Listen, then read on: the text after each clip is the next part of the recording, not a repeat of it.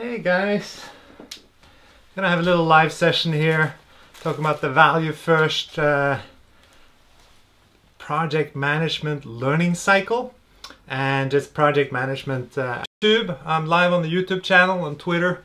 I guess that connects to Periscope. I put a little link on LinkedIn. If you come from LinkedIn to YouTube, welcome. So what we're going to talk about is project management. That's what we like to do. This is for people who wants to learn how to succeed in product development. And as you all know, it's really challenging. I mean, anyone who has done any type of project management knows that it's not just the technology that is complicated and unknown and everything can go wrong, but you have the whole, you have people. Let's call them stakeholders. So you have internal people, the people, your team, and then you have the management and everyone there. But then you have all the different stakeholders, different customers and users and laws, and everyone has, all kinds of different demands on your system. And just, failing to understand the demands of one stakeholder can be enough to kill your whole project.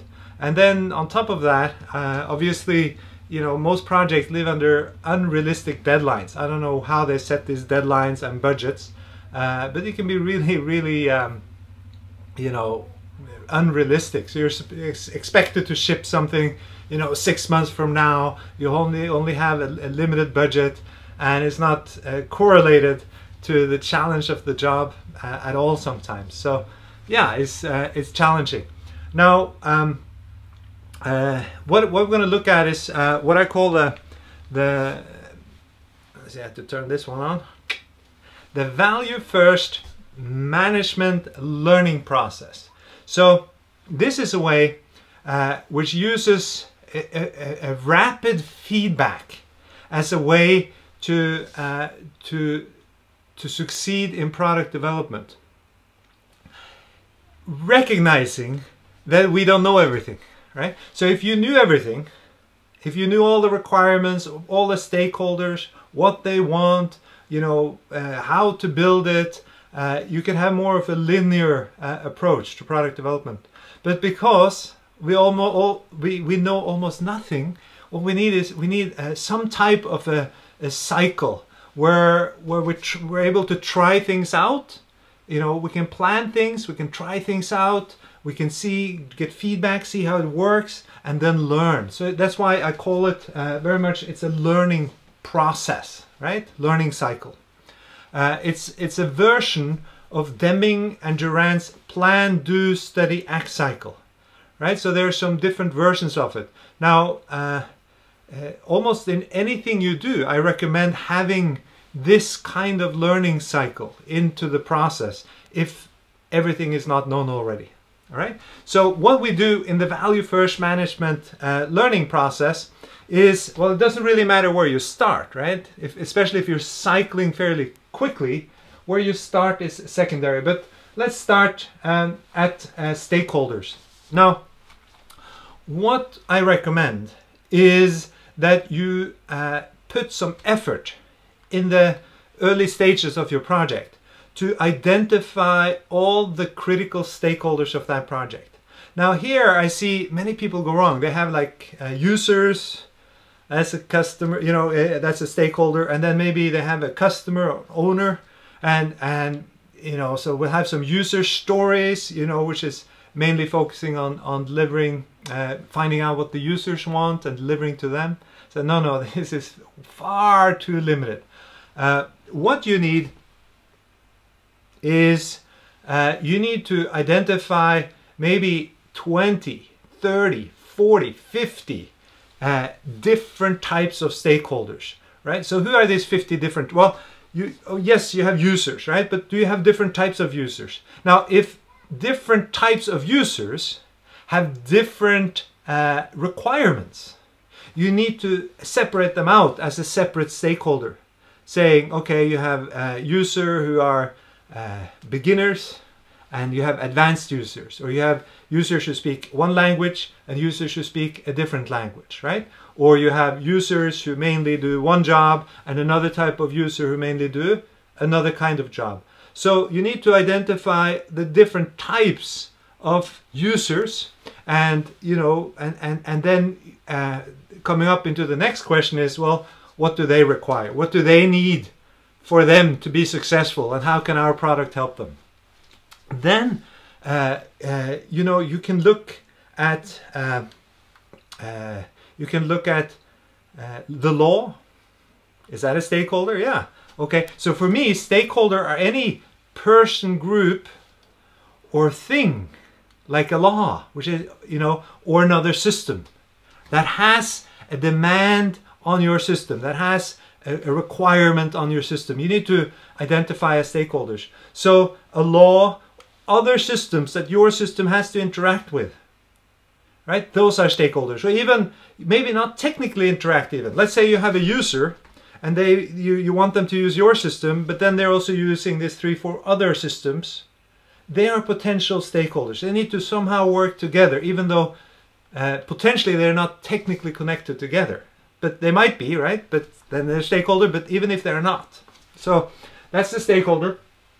So, and then what about the guys who's going to sell this system, or the marketing team, or the guys who's going to maintain the system after it's released, right? Who is that? Or is going to upgrade it? What about competitors, right? So what I recommend is that you really go through and aim at, you know, we know from experience, 20, 30, 40, 50 different stakeholders.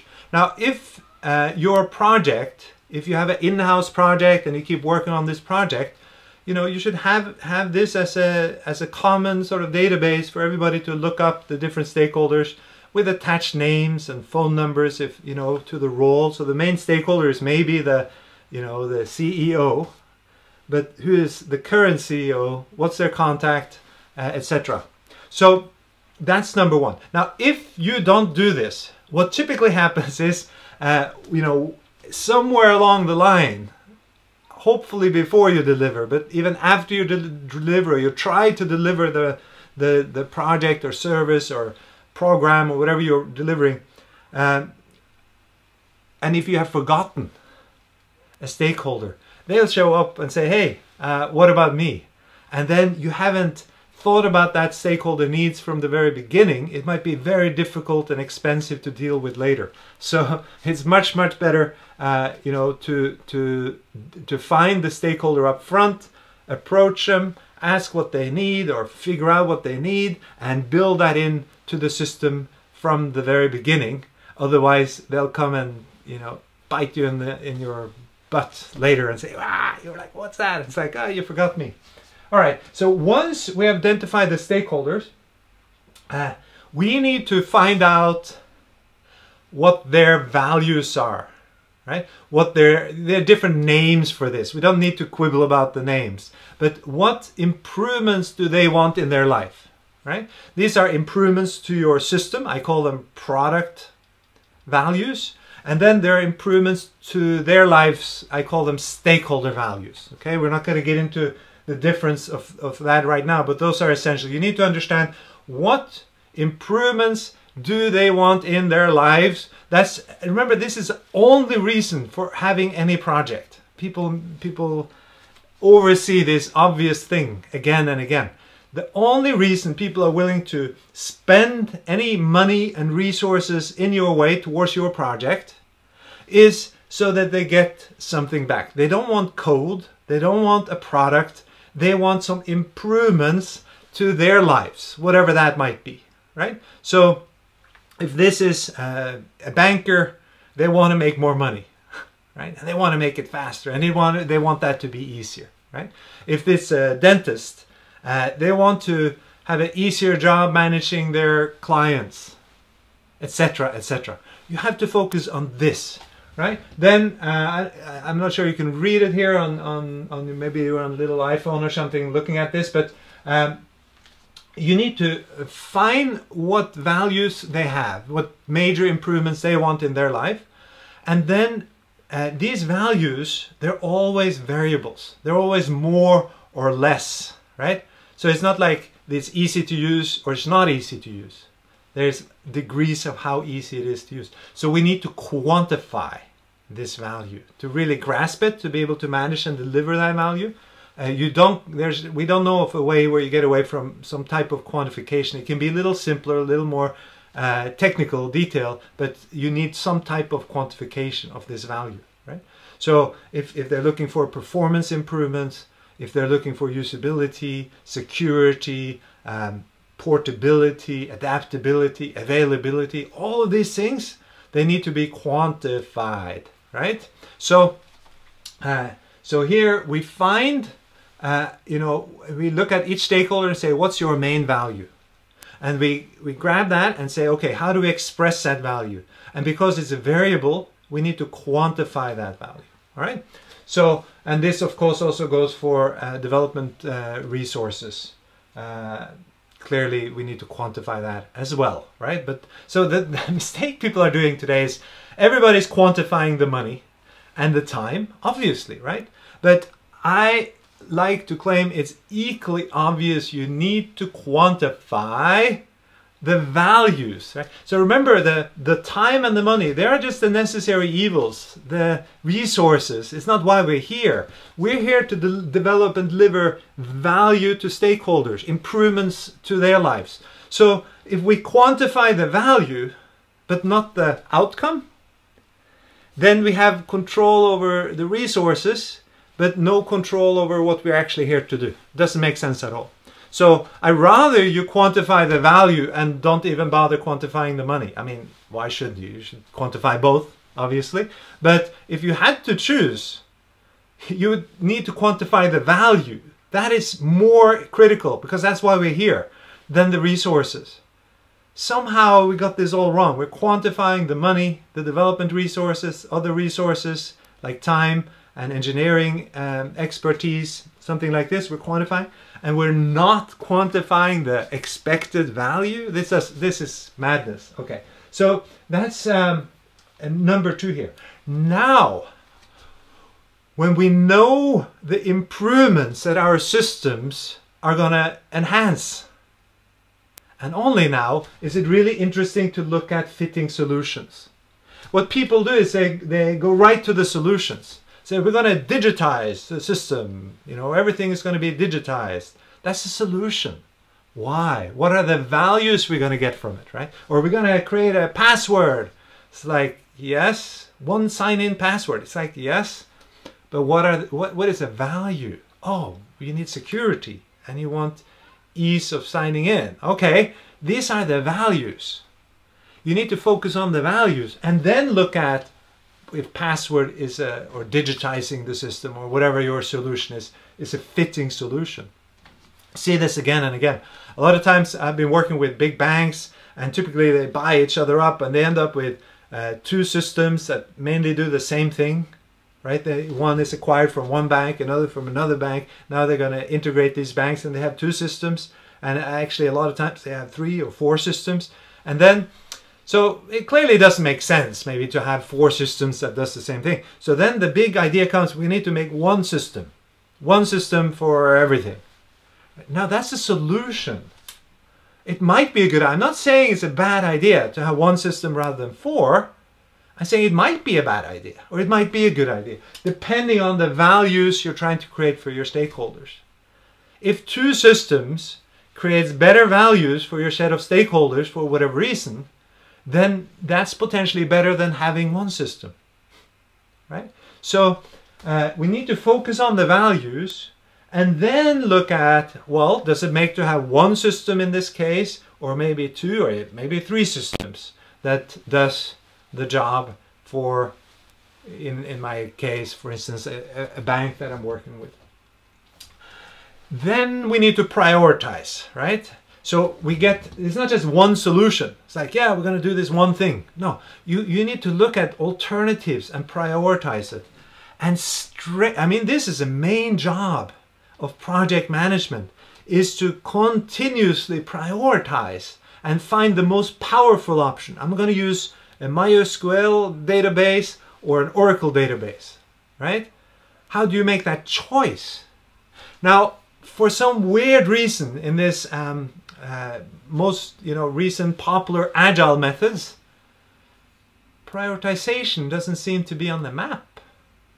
There's not a clear, strong way for how to prioritize. That doesn't make sense at all. It's ludicrous. Why on earth don't they have, core main focus on how to prioritize?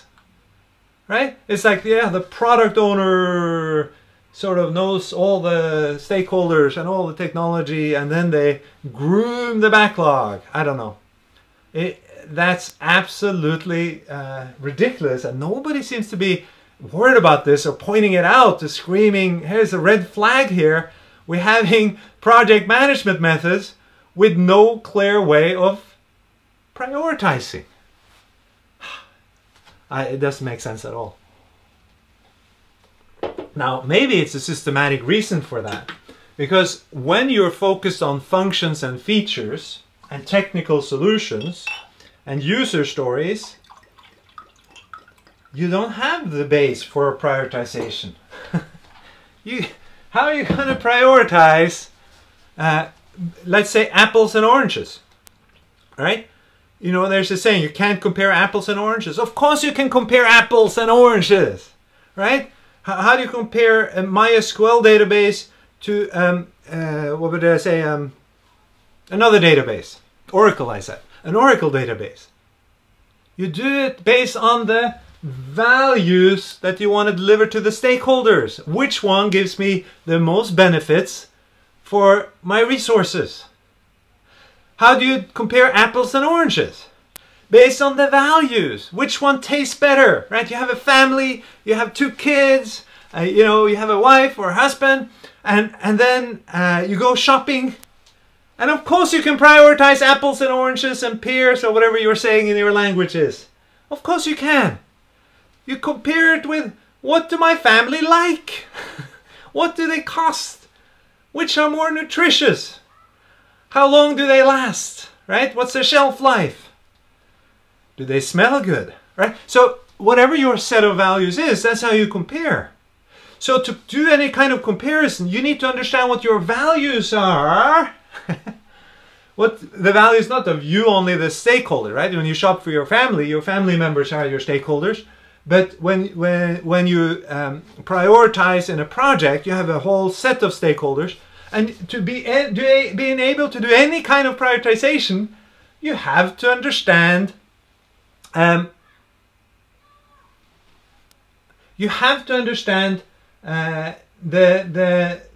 values to be able to prioritize. When you don't have that, and agile techniques, the popular ones, what I'm teaching is agile, so some have it, right? But the popular agile techniques that people are discussing and talking about, they don't have a base even to start any kind of reasonable way of prioritizing systematically. They don't even have the base.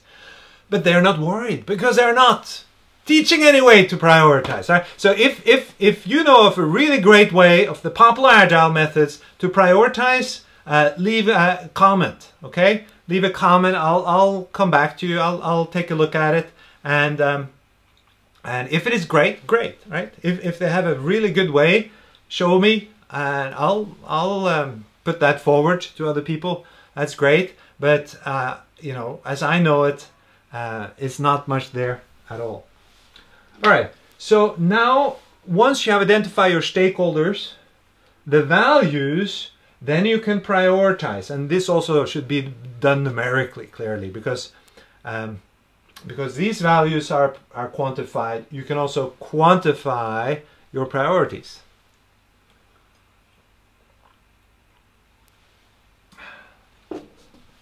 And if you come with Moscow or some kind of high, medium, low, static, it's not really prioritized. It's waiting, right? If you come with that, that's not prioritization.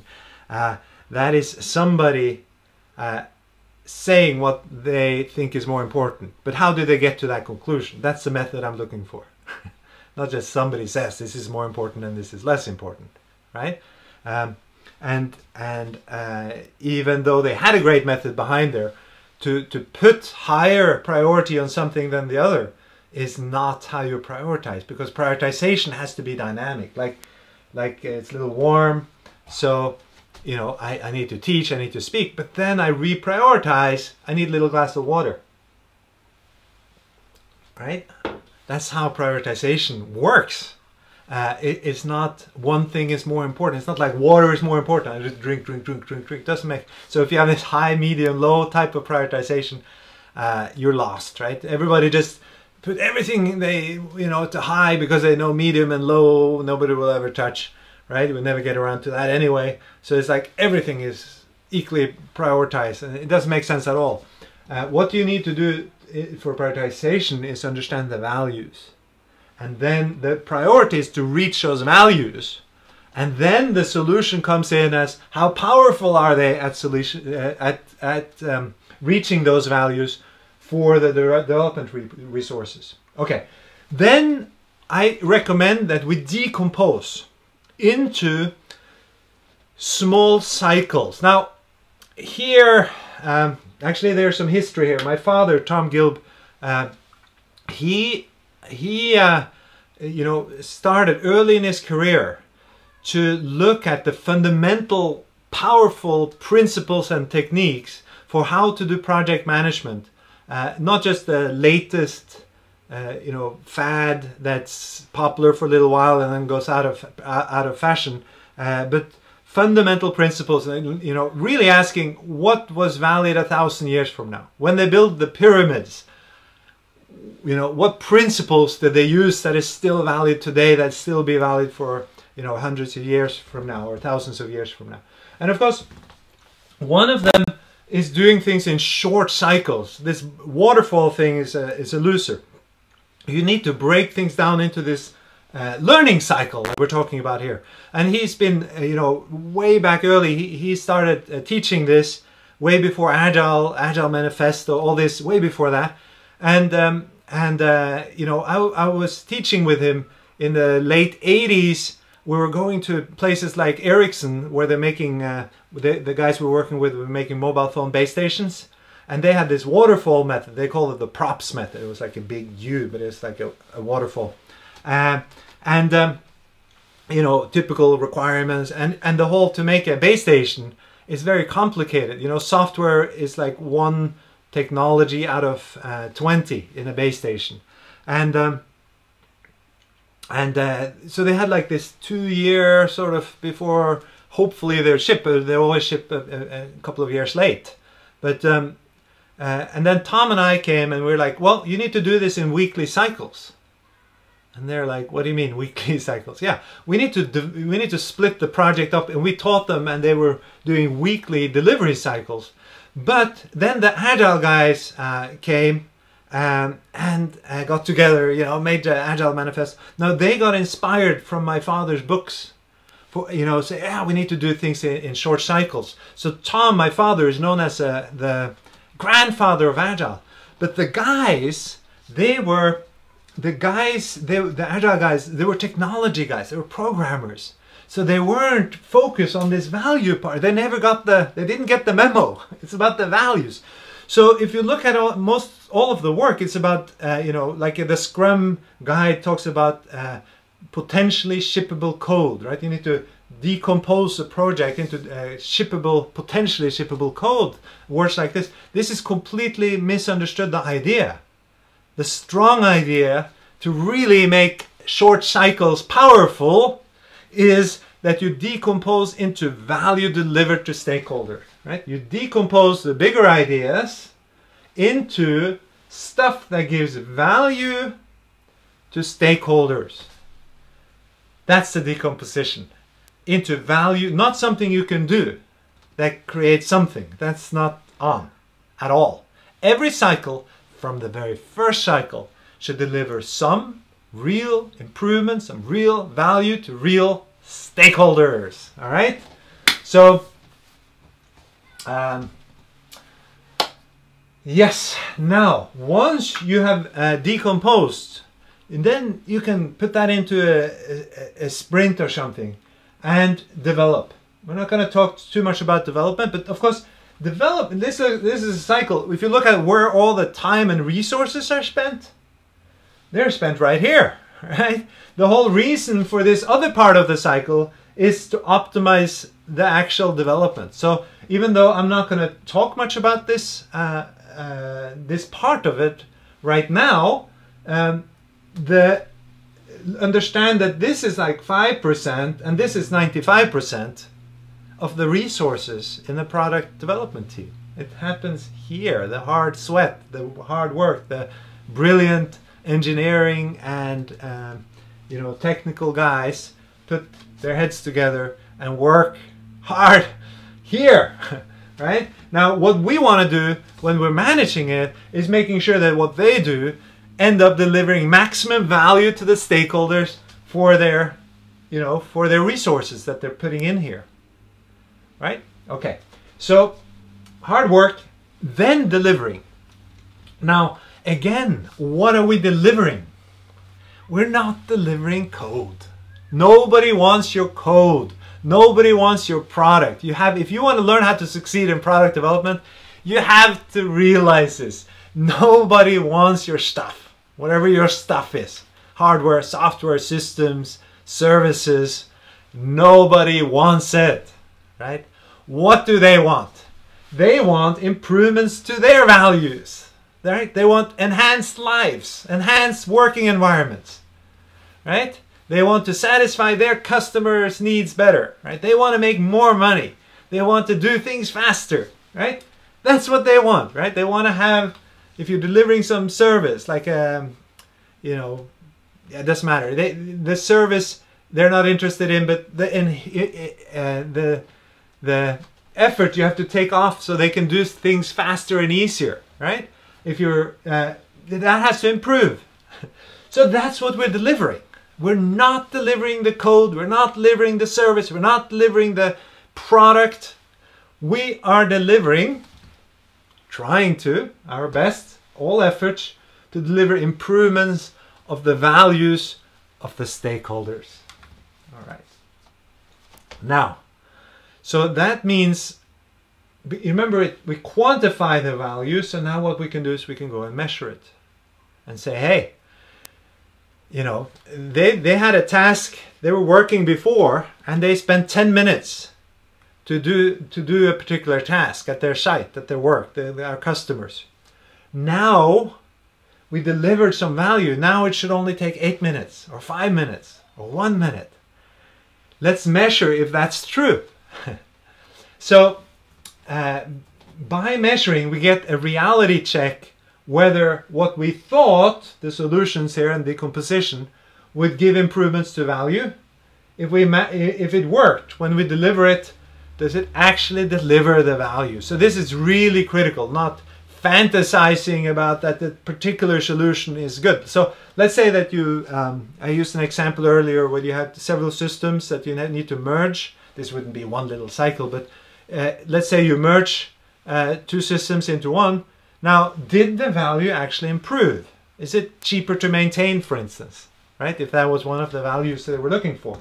If it is cheaper to maintain and you measure it, we did something good. But what if you have now one system, but somehow maintenance costs are even more than before? Right?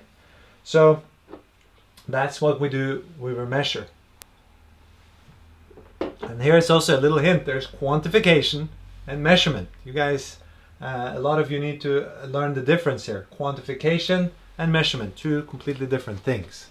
So people come to me and say, Kai, it's so difficult to measure something, reliability, or that's probably the easier one, usability or portability, right? How do you measure portability? It's a wrong question. How do you quantify it? Now, once you've quantified it, you can start talking about how to measure it. Celsius, thermometer. Kilometers per hour, speedometer. Little hint. Okay, then it's a learning cycle, right? Again, why do we do this in a short cycle? Short cycle, it depends so much on your project. I would say I normally for typical projects I recommend like a week cycle. Now for some projects, maybe faster, maybe 10 times a day cycle is possible, right?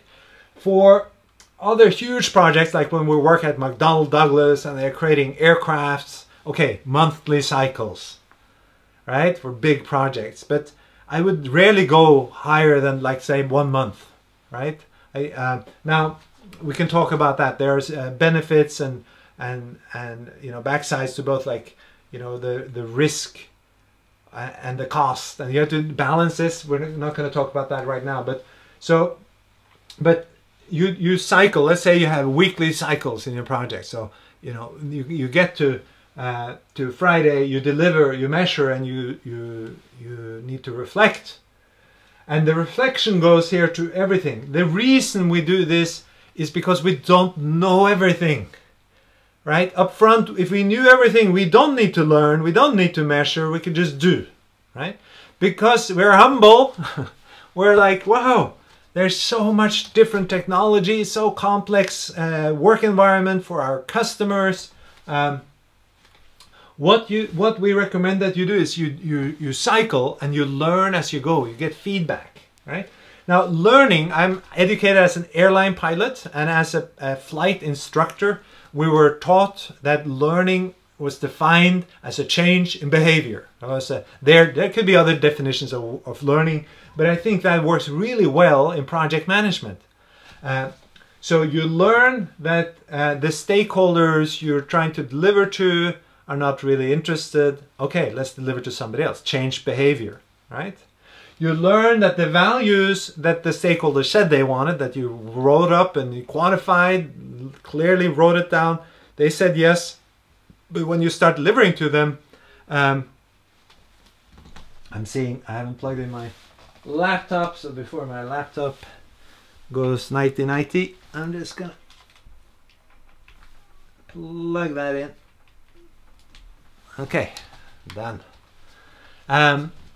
Yeah. So yeah, you agreed with the stakeholders what value to deliver to them, but then you come here and you deliver it, and they're not super happy, even though you deliver exactly what they said they wanted. They might say, well, that's good and everything, but they're not super excited, right? When you deliver value to stakeholders, if you hit right, they should be super happy. They say, wow, Kai, thank you. Come back next week and deliver. We love this. This really improves our work environment here, right? This value that this delivery, this sprint, end of sprint, this delivery is fantastic, right? If you don't get that, you need to learn and say, wow, they don't really. So either you need to deliver some value to somebody else, they're not really the guys, or you didn't hit it, right? They still need some value delivered, but what you delivered wasn't it. So then you need to learn and change, and you say, whoa, you're not that excited about this. No, it's what we said, but we're still not happy because of, then you find the real value, right? So that's what learning, you change. You thought the solution and the decomposition would work, but it didn't, or it did, right? You could also learn that it did, or that they are happy and you need to deliver more, right? You learn that even though the solution is good, our team didn't master the technology, so we didn't manage to do it, or it cost much more time to do than we thought, or something like this. And you learn who is interested in delivery and not, and you learn definitely through measurement, you know, what works and what doesn't. And so the point here of learning is to change. To change and change and change and learn and change again and again and again. And by that, so these quantified values, there are some targets here. And this is like a heat-seeking missile, you know, that tracks the goal. And you might learn that the original goals you set, they're a little bit off. But okay, then we change. And you change and you change and you change until you hit your goal, your targets, right? So that's the power of this. That's why if you follow this method with not just the cycle method, but you cycle towards quantified values, it's almost impossible not to succeed in projects, which is opposite of what everybody is doing. It's almost impossible to succeed these days, right? Who delivers on time, under budget, to high quality levels? Very few people. But people who follow this, some of our customers of our services, our methods, they succeed again and again and again, because it's almost impossible not to succeed, because you have this learning cycle. So you have clear outcomes, clear ideas where you want to go, even though they might be wrong, they're clear. And then as you learn that they're wrong, and you keep prioritizing up against these values and reprioritizing and reprioritizing, you go closer and closer, and eventually you will hit the goal. Even though the goal was wrong in the beginning, even though the solutions you had in the beginning wouldn't suffice, wouldn't do the job, you learn and change all of that, right? You change anything and everything. And you want to be able to do that as early as possible. You want to be able to change early, not late. When you change late, when everything is sort of built and in place, it's very expensive and difficult. But if you change early, that's fantastic. That's why we really are strong on, you should be able to deliver value from the very first cycle. So if you have weekly cycles, maybe 1 week of planning, and then you start your delivery cycle, right? So what I see people do is they plan for longer than a week. Then they say, well, we need to build up this foundation to build value on top of. So no. You focus on delivering value from the very first cycle. We can talk about that in another session. How do you deliver value on the first cycle? But we have like 20 different principles and techniques for how to start delivering value from the very first cycle. Because, why is that so critical? Because we don't want you to, let's say you plan for 1 month and then you build for 1 month before you build something that you can ship and put value on. Now you spend 2 months, let's say out of a 6 month project, you spend 2 months. Now what if that doesn't work? How do you recover from that, right? How do you ensure success? So what you want to do is you need to deliver value, try to deliver value to stakeholders right away from the very beginning, and then learn and then change. So when you build up the foundation sort of in the background, that will be the correct foundation that will give the right values to the right stakeholders. All right. So that's the cycle. Value first management learning cycle is very, very powerful towards succeeding in projects. It's based on the it's a version of a plan, do, study, act cycle of Deming and Duran. Now, if you look at this part, it's really the business analyst role, understanding, the stakeholders and their values, mapping that out. And then we need some architecture and engineering, right? It doesn't just come, we can't just hack our way. We need to think long-term values. What are the big ideas that we need to put in there? We need to think about end state, customer, external stakeholders, but also internal. Like you need to architect in the low maintenance cost from the very beginning. Otherwise, you're going to get really high maintenance costs. A lot of you have systems. Look at your maintenance costs. Why are they so high, right? Why is half of everybody in your company working on maintenance? Because every project you do, you don't architect in the low maintenance quantitatively from the very first cycle. So that's possible. So that's another discussion again, but here is architecture and engineering, and then come development. I say Evo, we have an Evo development way of doing this, but a lot of our clients use Scrum for development. So okay, Scrum, but Scrum doesn't have this. You have to have the eyes. Scrum is like a chickenless, headless chicken, not a chickenless head, a headless chicken running around. It might be running fast, right? The burn down, it's like fast, but it's not going against and prioritizing against stakeholder values, so it's to no avail, right? So you need to put the head on the chicken. That's the head, that's the chicken. Right? You can see the legs here in the development running along, and the head is giving it direction. And then this is a reality check. Are we doing what we thought? Not are we building? See, reality check is not that we build it and it works as we thought. It's, are we delivering real value to real stakeholders? Completely different reality check. So that's that cycle. So, and that's it for today. Oops. Just leave it up there. If you're interested in this, go to our website, gilb.com, Gilb.com. You have books. Actually, this book is free for right now as a PDF. You go to gilb.com. If you sign up to our email list, the first email we'll send you is the book. And these are only a few euro. So it's, sorry, this one you only get as a hard copy. But these books, they're book manuscripts. You can buy them for just a handful of euro. So and there are courses, there are video courses we hold in actual physical courses in-house. So if you think this is interesting, you know, call us, email us, and say, hey, let's talk. Let's see if there's something we can do together, and we'll see if we can do something together. All right. So I hope you like this live show. I might be doing them at least weekly. I haven't figured out exactly the time frame, and I don't really have the audience on YouTube yet. But they have a huge, I have, you know, some, whatever, 16,000 Twitter followers. So I hope some of you came and saw this.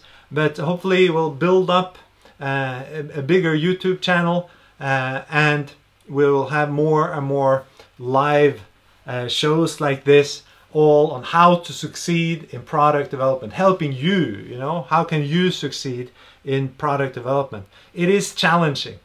It is so many factors, so many stakeholders, so much technology, unreasonable demands of timelines and budgets, being able to pull off miracles. So, but it is possible. We have guys working these methods that succeed again and again in their projects, where really deadlines is not an issue anymore. They always deliver on time, actually way early, and under budget, and to high quality. So it's doable. We've figured out how. Now, you know, go grab one of these books and learn all about it, or come to our workshops, or do an online workshop, or whoever else, you know, just contact us. There are many ways to learn how to do this. And subscribe to the YouTube channel, you know, at Kai Gilb, and on Twitter, subscribe there too, and I'll keep posting this on Twitter too. On LinkedIn, I might send a little message that I'm holding it, but I don't think there's a way to do live more than a few seconds on LinkedIn. So that's it for today. Thank you for joining. Until next time.